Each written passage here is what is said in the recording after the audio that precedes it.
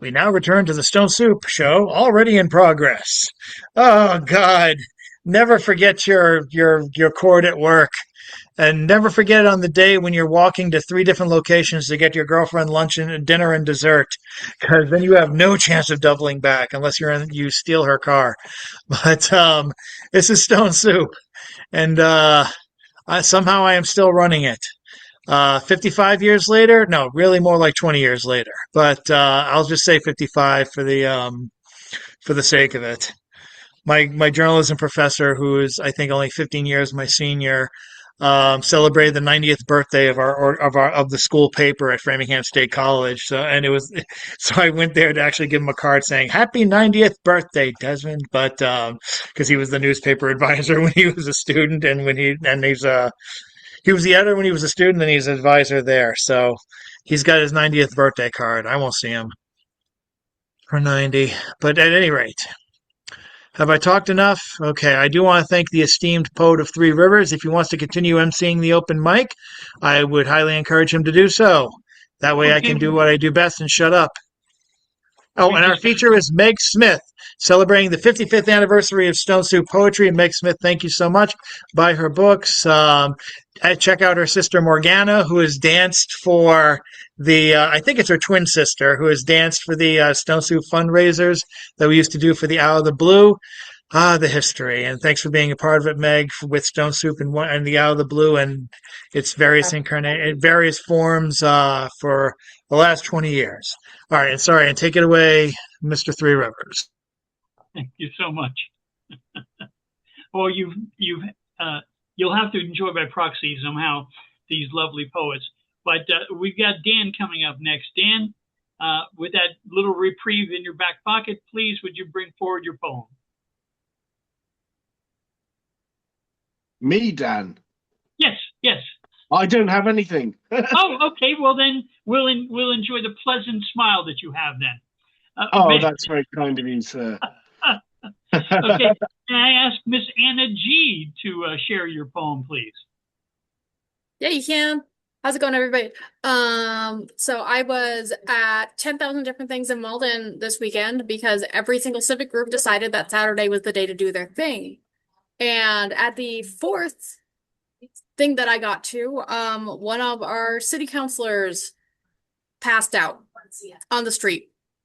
And everybody had a lot of feelings about this medical emergency and what do poets do but write things about their feelings about stuff that happens. So I have brand new shit today.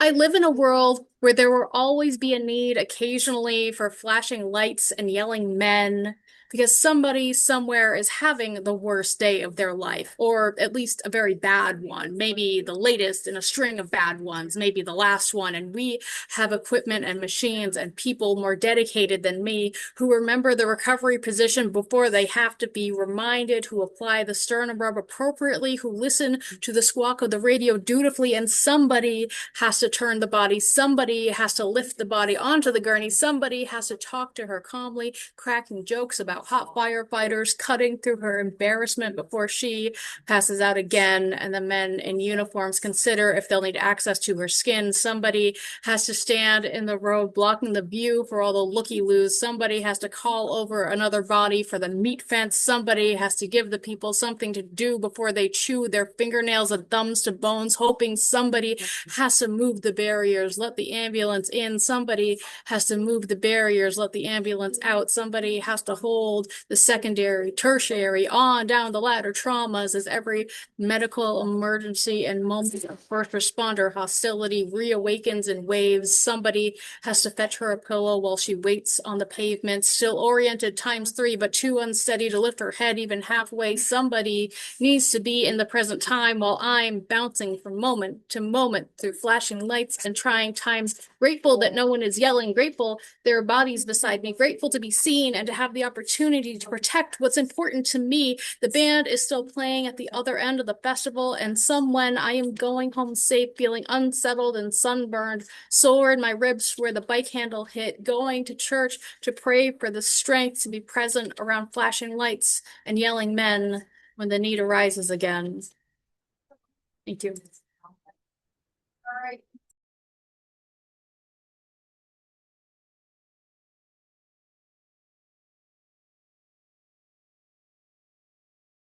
May I invite Nike Truth to come forward and read your poem? A little louder this time. Yes, hello. Thank you. 1 second. I am okay. This is a work in progress. It currently has no title. My hair still in plaits. Red temptation sits brilliantly on the dresser twice my size. The universe decided to not wash away the stickiness left on the time before me. And I understand even birth can't wash off the curiosity to seize what others don't hold on to tight enough. I knew myself better than ever. Thank you. Thank you so much. That was lovely. Jan Rowe, could you like to come forward, my dear, and read your poem? Is it there? Okay. So this was the weekly for the Black Seed, and half of the writers are homeless, and so many weeks it goes into a quarterly or something. So it's funny. I was collecting these to make sure there was some to hang downstairs so people could see, and some upstairs. And I was saying, I think I have something in here. And here I was on the front page. Okay. It's called Not Even a Republic. The 10-year census is supposed to be when redistricting occurs. When done at other times, redistricting is political thuggery and racism. For example, Memphis, Tennessee is a majority of color. However, redistricting eliminated the only black majority. And remember, Tennessee's Governor Lee, his wife was supposed to have lunch with a friend that was shot. Remember that school shooting?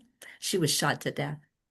His wife, no dinner, no lunch date. So in Louisiana, the governor canceled the midterms. The midterms in Louisiana have been held during the Civil War, World War I, and World War II. The governor said blame the Supreme Court. Complain to them. When asked about the 45,000 votes that were already cast, he said they'd just be tossed out. When the Supreme Court destroyed the redistricting in Virginia, 3 million votes had already been cast. And the president said that if Jesus had come down to count the votes in California, he would have won. Thank you. I can't believe it. Yeah. Well, luckily, he's as verifiably untrue as always. Thank you, Jan. Well, I will inflict 2 little pieces on you, and then bring the featured, so well-deserving artist forward after that. Here we go. I'm going to share screen, and I offer you this. It's a poem called The Drone Ballet Up in the Sky. The drone ballet up in the sky. There's a drone ballet up in the sky today. Such aerial choreography they brought out for display. In Beijing, we watched the sky dance of dragons, but beyond that faraway gone dragon today, I also caught sight of a wartime dawn drone patrol, pulling weighty war wagons where the enemy might gather. High above some shore, I saw them, high above the commons, on constant watch. I saw the drone soldiers where they patrol, tireless natch. Some say delivery could be quiet, convenient and spry. I'm afraid with the drones overhead, I might get something else in my eye. I saw the drone police on patrol last night. The red light spy camera was watching you. Drones high overhead in nimble flight, an amazing feat, well integrated for traffic. Overhead, drone patrols heavily armed. It might be tragic. Just watching every shred of privacy denied. And now, somehow on every block, each door camera spied, whether high overhead or just above traffic close, wherever they flew, trailed by their data stream chose. Once they're armed and armored above the street where they fly, you can strike off any privacy. That principle died. How much cheaper than aircraft, the general said. Now, launched by any old criminal. Now you see what you did? Any old country can mount an attack. You can ask mighty Russia about Ukraine. Hey, can they get their dead soldiers back? And those drones we once sent, they're all coming back home, like a murderous tide from where they were sent. Now where they roam. And then, this is upside. Let me adjust the world here. Hold on a second. There we go. This is called the support stegosaurus. You know, we are now comfortable with people taking their support animals around. I got a support stegosaurus. I need my special support stegosaurus. The Politico News informs us the plates on his back will protect us all from attack. Those sharpened spikes on his tail protect us and everyone forever and always without fail or fear. His cranium's thinner might be useful, as you might guess, for getting in it. I need my special support stegosaurus. There we go. Look at that, the same poem in all three slots. Well, enough of that. But if I can take another moment to find the actual, oh, you know what? We'll do something easier. This is called Broccoli, an ode. I love the tiny trees of old broccoli. I see old Gargantua, or perhaps Paul Bunyan, so substantua, devouring a forest hand over hand, barely leaving anything but the gritty sand. Broccoli in soup, well, leaves me droop. And baked, I think, a dastardly mistake. Breaking those tiny branches into kindling makes me hungry, especially when the supply in the fridge is dwindling. I will, on occasion, with a little persuasion, sprinkle some across a salad and sing out praises in a ballad. But make mine steamed, the very stuff of dreams, and add a little drizzle of salty butter or a pond of cheddar's better. Just send that broccoli my way on the dusty road or main highway. Pass me another, please, won't you, brother? Thank you so very much.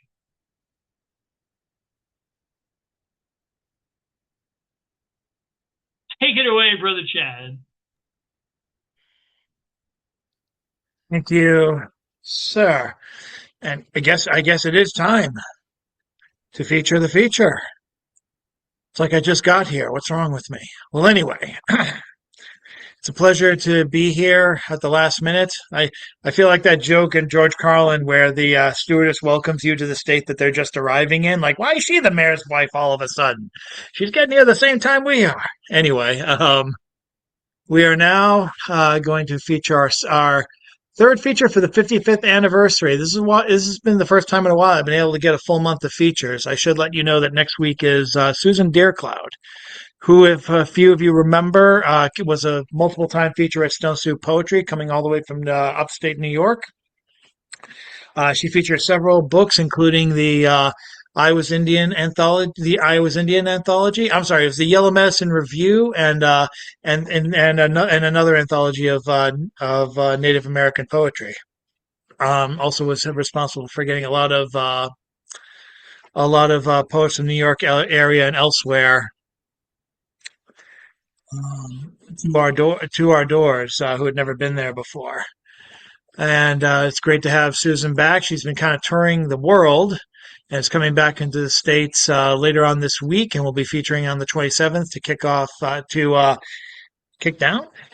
finish off Stone Soup's 55th anniversary month as we go into the warm months. God help us all, but don't worry, my AC will be fixed then. And thanks so much again to Richard for carrying the torch while I was trying to make sure we had a living document of this. One of my big goals this year is to try and get more people from Stone Soup's past as part of the living documentation of just these regular features on YouTube. Really, these historical documents mean a lot to me, and hopefully will to others as the years go by. Tonight, we're featuring Meg Smith, who, for everything she's done, writes very tight boilerplate bio. So thank her for that. And we'll get to the show, and I can shut up. Meg Smith is a writer, dancer, journalist, and events producer based in Lowell, Massachusetts. She is the author of 6 poetry collections and 1 fiction collection, The Plague Confessor. She is a member of Lowell Celebrates Kerouac and creator of Poe and Lowell, honoring Edgar Allan Poe's 3 visits to Lowell, where he was quoted as saying, "Well, at least it's not Boston." Uh, the, uh, she was nominated in 2025 for the Stanley Kunitz Poetry Festival. Okay, I may have added a little bit to the boilerplate, but can you blame me? It was just sitting there. Anyway, this is a great honor. Meg is featured multiple times in our multiple venue spots. And first time my memory was back in the old days in Cambridge's Out of the Blue. I believe she featured once in the Boston Park Street location where we were, and now she is here at our virtual podium. So, again, so I can shut up, ladies and gentlemen, put your hands together, 10 to 15 times. Oh, what should I say? I should say 40 to 55 times for Meg Smith.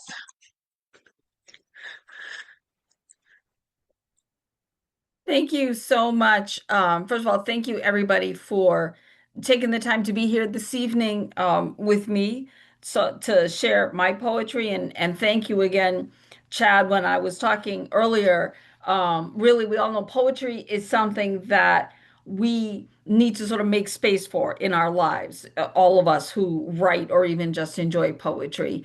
And yes, going back for the chord is how you show up, and Chad always shows up. So I really want to give a shout out from my heart, and also as a fellow events producer who knows literally the blood, sweat, and tears that it takes to make these events come alive. So much love and appreciation to you, Chad, always, and to everybody gathering and who's also been reading their poetry as well. So I'm going to read from 3 of my poetry books, and also I think I'm going to read a couple of short poems from a new poetry book that I'm working on that I hope to have out in the fall. And at the end of all this, I'll be dropping some different links in for those who are interested in the books. And also, Chad mentioned Lowell Celebrates Kerouac and Poe and Lowell. I will reshare those links as well. So the first book I would like to read from is, and you're seeing the mirror image parallel universe, Dear Deepest Ghosts. And the first poem I would like to read from that is actually about my late husband, Lawrence Carradini, who I actually got to know in the poetry circles. And in fact, Stone Soup Poets was one of the places where we read and met together. So I think with the 55th anniversary, this is a great time to honor him. He was a scientist and he finished his doctorate 2 years before he died. So this poem is Doctorate Among the Living. Larry, whatever was that white fleeting under the power lines, under the horns of Mars, Black Dove, what was that shadow on the Merrimack? Whooping crane, or on the sidewalk, or a cat molded from light that brooks no passage without first a poem. They do all conciliate. Larry, you were the one true vertebrate walking upright in the great river of folkways. Standing, casting, gathering to yourself fish, and now I among them, still cannot contain you. Transcending all ever backbone, my finest ever silver cloud.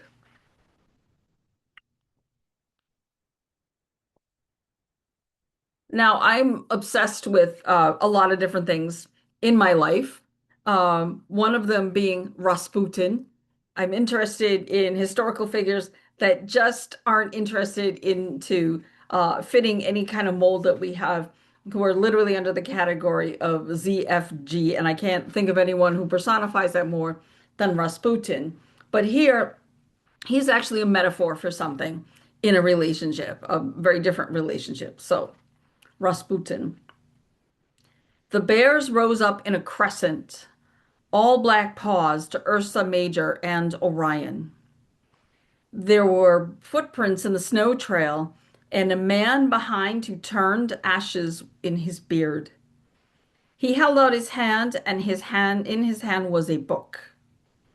Pages flew into the sparks. The bears rose up and closed because the man was false. The man was false to all hearts. The man collapsed like a dead star, but the bears followed him to the eddy of a stream. And there he floated, and the threads of his coat unwove with each square undone, each hair of his beard undone. And the bears pulled down the stars of Ursa Major and Ursa Minor, flashing lanterns to each corner of the pole until it was done. Before, thank you so much. And before I go on, you all, I just want to check, can you, first of all, as a tech check, can you all hear me and see me? Okay, excellent. So I'm going to read one last poem from this book, Dear Deepest Ghost. And by the way, also, if anyone was wondering, and Linda knows, I'm basically the model on the cover of all these books. This is me in a live dance performance. I know Chad mentioned about dance, and this dance was called the Banshee. Being Irish American, I wanted a different way to represent my heritage. So why not the creature who scares the hell out of everybody in Irish folklore? So that's that. So one last poem from this book. This is a poem that was also inspired by another writer friend of mine. And there are poems that I write with public dedications. And then there are poems, as we know, we sometimes write about very private things and sometimes have to honor the privacy of those people. And this is one of those poems.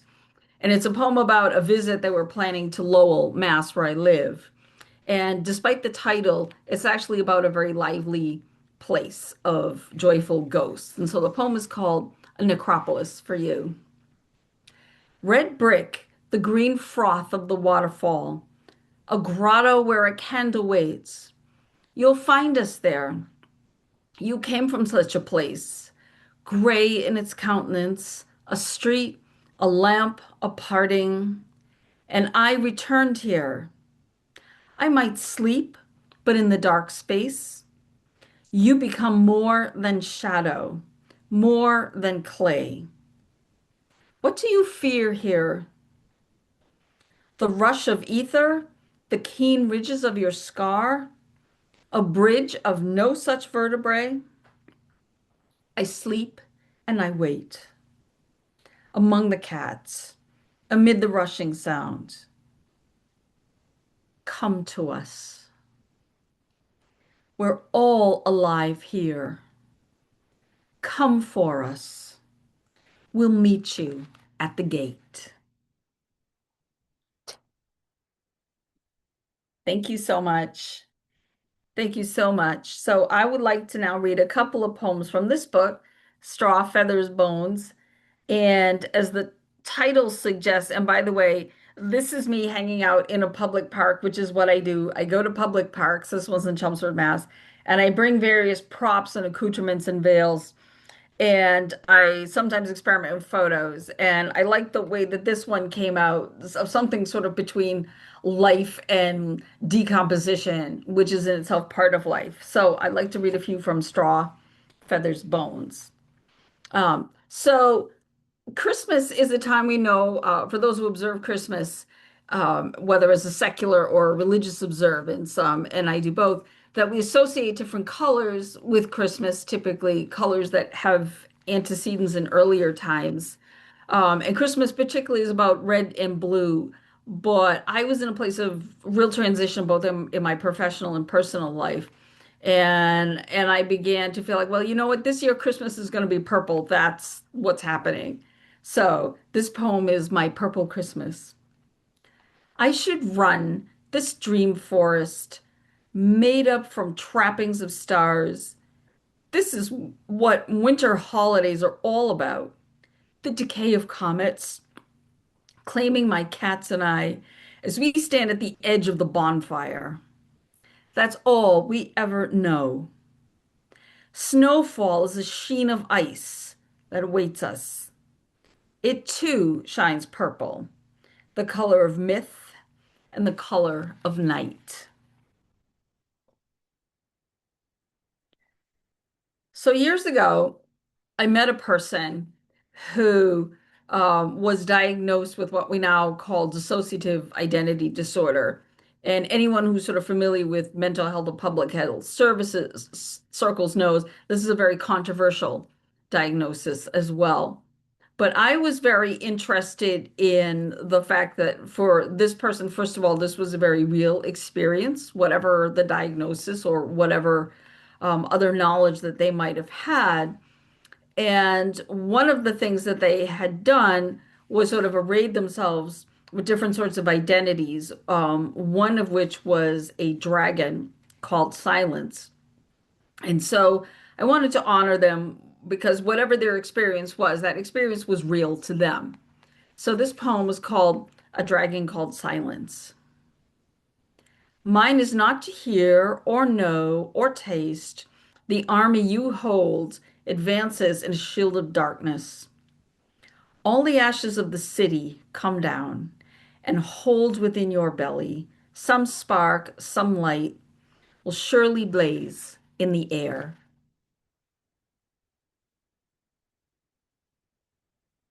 And I'll read just one more poem from this book.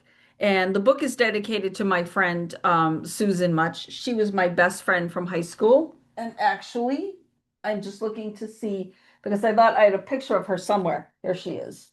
I want to show you all. So I hope you can see this picture. Well, like I said, she was my very Lift best it up friend a from little high bit. school. How's Lift it that? up a little bit. There we go. All right, perfect. So she's the person to whom this book is dedicated. She left this life much too soon. She had many journeys in her life, and I am privileged that I was part of many of those. And so this poem is dedicated to her. It's called Friday in Colors, and it's about sort of a ritual we developed in our sleepovers in our sophomore year in high school. It was our final summer of green hills, but we did not know it. We only knew the breath of beginnings. We were sons unto ourselves. Our inside skins burnt blue to blue islands. You would forever wear your skin open to your heart. But love does not bleed so thin and closes a veil in the dark of purple. If I could part that veil just by pitching a folded up note across a school desk, that's how we all used to do text messages, for those of us remember, or glance in the stairs or cry into heaven or from heaven, I would run to you with Doritos and Sprite, a torn notebook, a class picture in a wallet, all colors that never fail. My holy communion of memory of all, it knows us both so well. And I'm gonna thank you so much. I'm gonna read a couple of poems from this next book, and then, like I said, just to finish up with a couple of poems from my forthcoming book, The Singing Lake. So this book is Pretty Green Thorns. Earlier when we were talking, I mentioned I'm a first generation Irish American, and anyone who grows up in a household of two cultures, or in this case, I would say three, because we grew up with the homegrown Irish culture of my mother and the Boston Irish culture of my father. And then I guess what we generally describe as the amalgamated American culture. And so the poems in these books reflect all of these. And it reflects a sense of like what it's like. We talk these days about navigating. Sometimes there is just no navigating. You are just moving through these things that form your life, and including the fact of growing up in a culture where the language that's spoken every day is different from the language of your native people, and the crossroads of spirituality and history and all of that I've tried to do some justice to in this book. So the first poem I'd like to read is called St. Stephen's Day. St. Stephen's Day is a big deal in Irish culture traditionally, December 26th. Irish spirituality is generally a very potent stew of various types of Christian elements and our indigenous pagan elements, none of which are in any particular contradiction with each other. It is literally a stew. And St. Stephen's Day is also the day when these lovely creatures called straw boys would go door to door, having allegedly a funeral for a wren bird, which you weren't supposed to open the box, so you had no idea if there was an actual wren there in there or not. But the idea is you would give them sweets and hopefully they would move on and take their ruckus someplace else. And this would get progressively louder and noisier and more rowdy as you go from house to house, not unlike the English wassail. So it's literally a movable feast. It's a really cool part of our heritage, although people now frown on the idea of actually killing a bird because the wren is a sacred bird. But this poem is sort of an homage to all of that, St. Stephen's Day. The boys have gone out with a shoebox, door to door. Sweets and biscuits can cover a funeral. No one can reach the nest. The song of the wren carries over the space, clawed from the hard ground. The band of young druids forms a circle. The box empties except for crumbs. The chant begins, little bird, where is your nest? 'Tis in the bush that I love best. 'Tis in the tree, the holly tree, where all the boys do follow me. The words rise as feathers fall. So I'd like to read a poem called Samhain Sabbath. So Samhain is the ancestor of our Halloween, and Halloween was really brought to the U.S. by principally Irish and Scottish immigrants.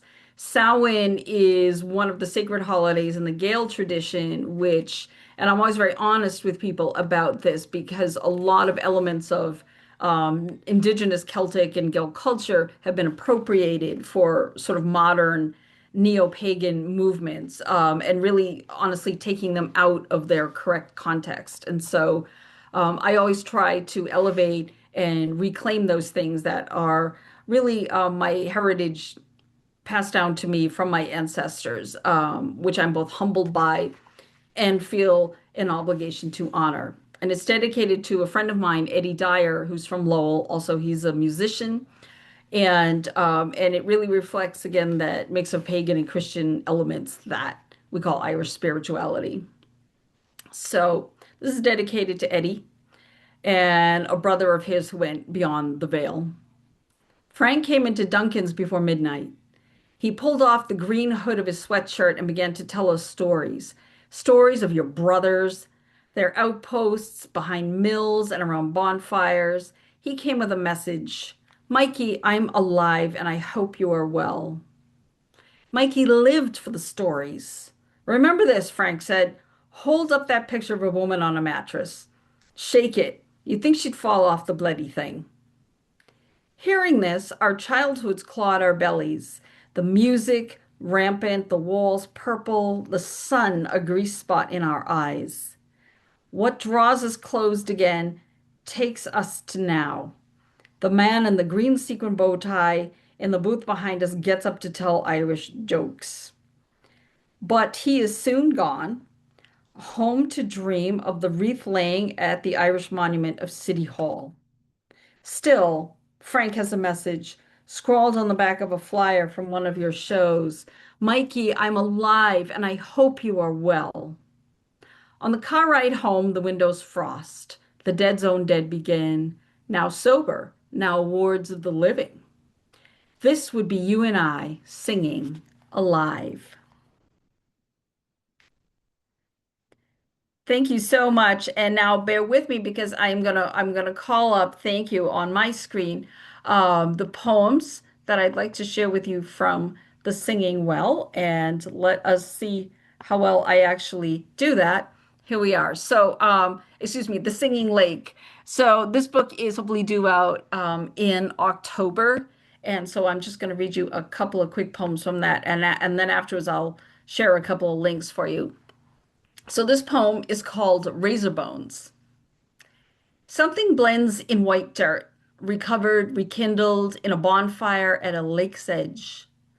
But how to read them, how to reveal any fortunes past, any angry cry, and fleeing from a midnight party, all will prove true in the first cut. And the final poem I'd like to read this evening, this is in memory of a friend of mine who I think will be a familiar name to a lot of us here as well. He was Douglas Bishop. He was a poet. He was an educator here in Lowell, Mass. He was also a youth mentor, and he was instrumental in a group called the Lowell Poetry Wheel and putting together programs like the Untitled Open Mic and Poetry Slam, providing opportunities for many, many poets, especially young poets, both here in the city of Lowell and beyond. And he passed away a few months back after his battle with cancer. And so this poem is called The Last Astronomy. Somehow we got talking about this topic of astronomy, which is going to happen to me if you spend any time talking with me, because I'm also a science writer. And eventually, yeah, we'll be talking about planets and stars. And so I lovingly dedicate this poem to my great and wonderful friend, Douglas Bishop, The Last Astronomy. Only your name could summon a night's butterflies, fire wings amid the poems. Hear me, friend, do not fly as dust flies. In a sky peopled by lost moons, withering stars, a comet's burning path, so many, many burning stones on burning paths. You will defy them all. I will hold your words and then scatter them, sparks dancing upwards as all of heaven must. Thank you so much for listening tonight. Thank you very, very much. As I said, I'm going to put a couple of links in here. I'm MS3. You also, Chad, please do not feel bad about your battles with technology. One day I will get my username changed. But what I'd like to do is, first of all, for anyone who's interested in purchasing any of my books, they are $15 plus $5 to ship anywhere in the US. And you can do a couple of things as soon as I find my place for you to give them to you. One is you can certainly contact me by Venmo. So I'm going to just drop the Venmo in the chat. And I actually have several poetry books, but I'll put the titles of the ones that I read from tonight, as well as the price. So, and you can let me know which one you would like, one or ones you would like. And they are, as I said, they're $15 with $5 to ship in the US. So that's $20. So that's the Venmo. I also have an online store, which does need some updating. And it has all the other poetry books on there. And so if there's one that you like that we have yet to add, you can also reach me through this way and just send me a note indicating which of the books that you would like. And if you get all of the books that are on that website, the shipping is free. So there's the store. Also, I promised I would just mention real quick, we talked a little bit earlier about some of the festivals that we have here in Lowell, Mass, celebrating our American literary heritage. One of them is, again, our Lowell's native son, Jack Kerouac. The Lowell Celebrates Kerouac Festival is coming up the holiday weekend in October. So I'm going to drop a link to that for anybody who's interested in that. And it really is a great festival. I've been involved for many years, and it's really a great opportunity to meet luminaries such as David Amram, who's visited. He was part of Jack Kerouac's inner circle of friends, and he's also an amazing musician and a wonderful friend. So Lowell Celebrates Kerouac.org will tell you more about not only the festival, but the annual birthday party we have for Jack Kerouac and other ways to promote his memory and his really unique voice in American literature. He really was a writer, and I'm paraphrasing Billy Corrigan here, chosen by the people, elected by the people.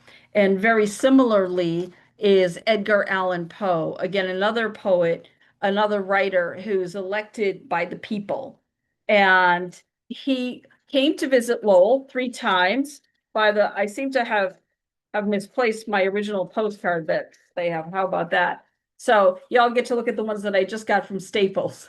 So Poe in Lowell, we have a festival to celebrate Edgar Allan Poe's visits to Lowell. That's October 16th through 18th. And we have a link tree with the festival schedule that's being updated. And as I mentioned, Linda is going to be one of the featured poets in one of the events we're having. So you can learn more there. And Poe and Lowell, Lowell Celebrates Kerouac, and myself are all on Instagram and Facebook if you want to find us there.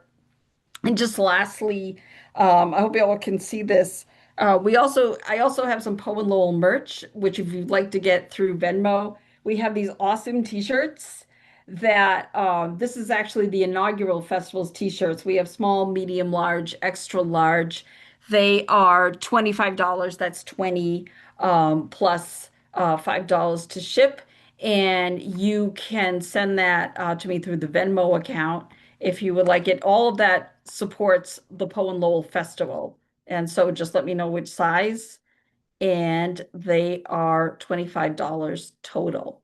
So, and if there's anything else that anyone's interested in that I may have neglected to post or you want to ask me about later on, always happy to chat. And again, if you want to follow me on social media, follow Lowell Celebrates Kerouac, Poe and Lowell. That would be so great. And thank you again for making space for me tonight to listen to my poetry. And wherever our journeys take us, I hope that we all have safe and happy travels and looking forward to the rest of this evening with you. Thank you very much.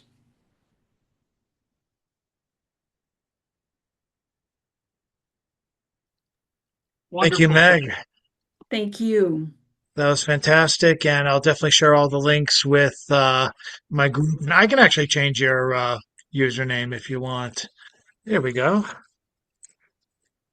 Sweet. Voila. It's Yeah, I like, got yeah, skipped, so yeah, maybe I my just need name. to. I have my name. You have your Excellent. name back. I do. Thank you very much.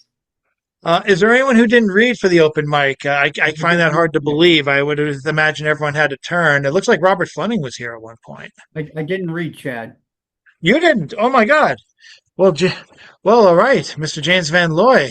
Let's have you have a go. Thanks, Chad. Yeah, actually, I got something kind of good to finish here because it's a real kind of stone soup thing. This is a poem that came out of the workshop that I did at St. Francis House for years. And also, I would remark, of course, is that this stone soup really was involved in starting that Lowell event up there on his birthday.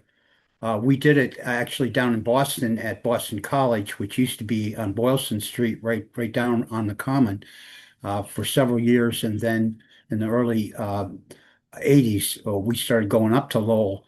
And I can remember being up there at the one of those old factories up there, reading for his birthday. So anyway, this is a poem called May Day. So this is another May Day poem for the 55th anniversary here, and it's written by a guy named Richard Hyam. May Day. Tomorrow is May Day, my day of days to march into summer with my red flag unfurled and billowing in the zephyr of May. All red flags aloft as I march past lilacs blooming purple in yards and red tulips. Long before the red roses of June, I wanted my flag, one day in the year. At the first day of May, the mother of months flying red in the wind. It's nothing of politics to carry your red flag. I would join the Republicans in Espagne and discuss left and right with Sartre and dine with Charlie Chaplin in Switzerland in exile for following a red flag. But beyond all, there is nothing other than carrying your own red flag, billowing in the soft wind of May. Nothing else. Simply. Richard Hine. Thank you.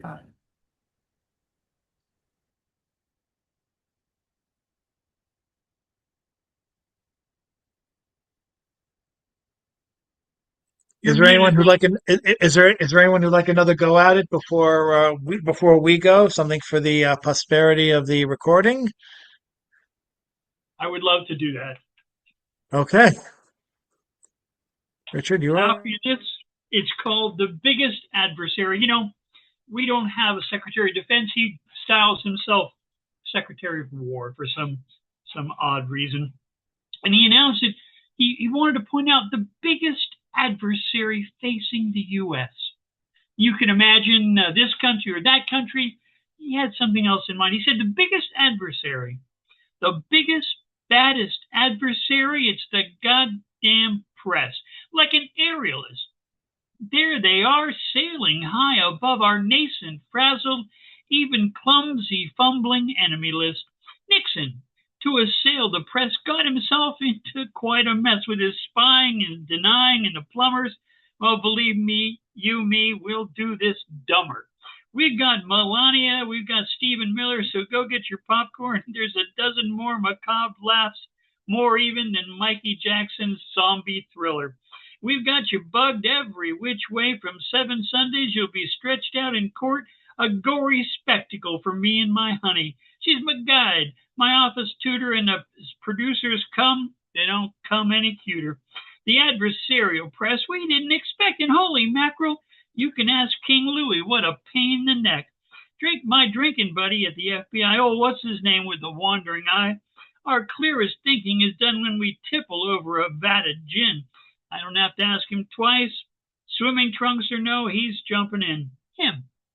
In hot pursuit. Each time I never have to coax him in. I soak my suit with perfume of scotch. He keeps his soaking in a jar of gin. We enjoy watching the latest war snuff films. Damn, we're hot, don't say we're not. But back again to the partisan press. They're the ones that got us in this mess. Vlad and Donnie said there'd be no headache except for the goddamn press when they play their tapes. Jesus Christ, quoting us? We look like gibbering apes. Vlad assured us that we can ignore you out through the picture window. I'll just have to throw you. We'll not make Nixon's mistake. Besides, those tedious hearings will bore you. And besides, without the press, we'd have smooth sailing. Our lives would go unquestioned. The nation endlessly be regaling. From office to office, each secretary I'll be nailing. Even some repubs have their questions of if they'll be answering us in the next election. Lies unquestioned, shifting stories, no longer mentioned. Late at night, we be bringing in the body bags. No families mourning. Our body bags arrive in the dark of night. You just try to get some pictures. You probably might. Unquestioned by the inbred complacency of the corporate press, their unquestioning loyalty, such patriotic normalcy. Don't you like me in this dress? A mess? Thank you very much. Thank you, my friend. The biggest adversary.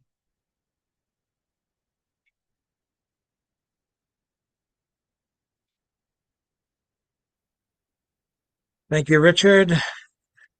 And with that, I don't want to keep anyone for too long, but thank you guys for thanks to everyone for contributing. Thanks for everyone for getting here earlier. I promise I'll probably get a spare cord by the end of the month. Well, first I gotta get my AC going, then I'll worry about cords. But oh, good Lord, at least it's cool. But first, second, third, and fourth, and fifth things first. Anyway. Thank you so much to Meg. Next week, our feature is Susan Deercloud.